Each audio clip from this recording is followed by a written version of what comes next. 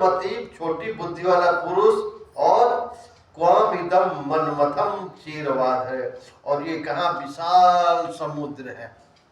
कौन लिखते हैं? श्रीधर स्वामी। श्री मधुसूदन सरस्वती जी श्री श्रीधर स्वामी जैसे महापुरुषों के ऐसे वचन सुनकर पढ़कर इस ग्रंथ के विषय में स्वयं कुछ कहना, उसकी व्याख्या करना दुस्साहस सा लगता है। ये गुरु जी कह रहे हैं, तो फिर क्यों कहते हैं?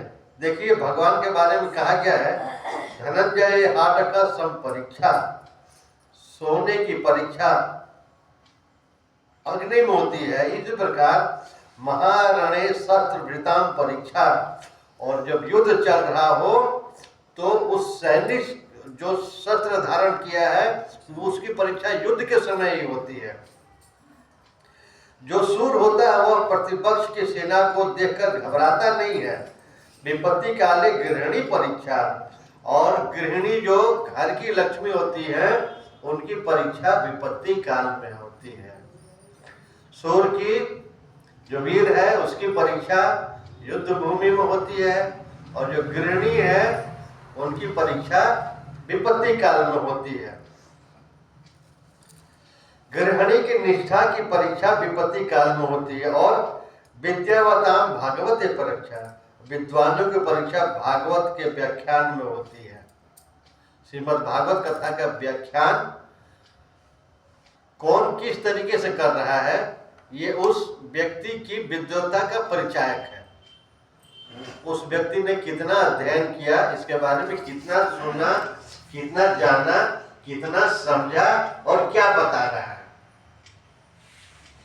उसकी परीक्षा भागवत की कथा कहने में, सुनने में आती है। हम लोग साधारण देखते ये हैं कि जहाँ भागवत की कथा होती है लोग ज्ञान पे कम ध्यान देते हैं और उसके संगीत, मधुर संगीत, ताल, लय और उसी में ही ज्यादा डूबे रहते हैं। भागवत का जो ज्ञान जो है उसके बारे में जितनी चर्चा होनी चाहिए वैसी चर्चा नहीं होती है। क्यों? क्योंकि साधारण व्यक्ति क्या करता है कि उसको ज्ञान उतना पसंद नहीं है। जितना झुमाइए, नाच करवाइए, ताली बजवाइए तो उसमें उसको आनंद आता है। अब ज्ञान की बातें सिर्फ सुन के अच्छा नहीं लगता है। इसलिए साधारण लोग जिनका अध्ययन नहीं है, जिनकी साधना नहीं है, जिन्होंने कुछ अध्ययन नहीं किया है, वैसे लोगों को ज्ञान की बातें अच्छी नहीं लगेगी। ज्ञान को शुष्क कहा गया, सूखा कहा गया। अब भक्ति में नृत्य है, संगीत है, बहुत कुछ है ना। इसलिए ज्ञान से लोग थोड़ा कतराते हैं। और जो विद्वान लोग हैं जो कथा कर रहे हैं, अगर सिर्फ ज्ञान की बातें करने लगे, सिर्फ कथा करने लगे तो कोई नहीं जुटेगा। लेकिन चूंकि वो संगीत और दुनिया ध्यान और कीर्तन और ये करके बीच में आते हैं, तब क्या होता है कि वहां पे लोग जुटते हैं। और दूसरी बात है कि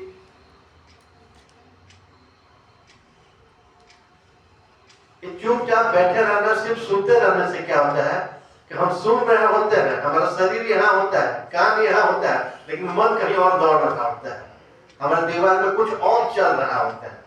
इसलिए उनकी भी मजबूरी है कि बीच बीच में जागृत करें, ताली बजवाएं और कुछ कथा मतलब कुछ भजन गवाएं ताकि मन हमारा आ जाए।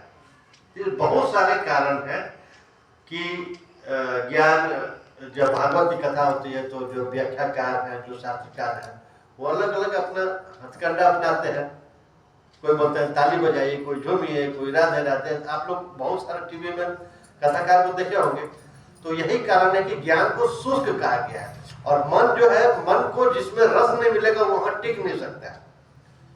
हम यहाँ बैठे हैं, ठीक है, लेकिन एक सेकंड का 10वां हिस्सा नहीं लगता, कब भाग जाता है पता ही नहीं चलता है। होश आता है जब कुछ चला गया होता है, इसके बाद होश आता है कल तुम्हारा वो सोच रहे थे, अब तो सभी चढ़ा क्या है पता नहीं, गैस बंद हुआ कि नहीं हुआ। बहुत तरीके की बातें हैं, कहाँ कहा जाएगा इसका कोई हिसाब नहीं है मन का।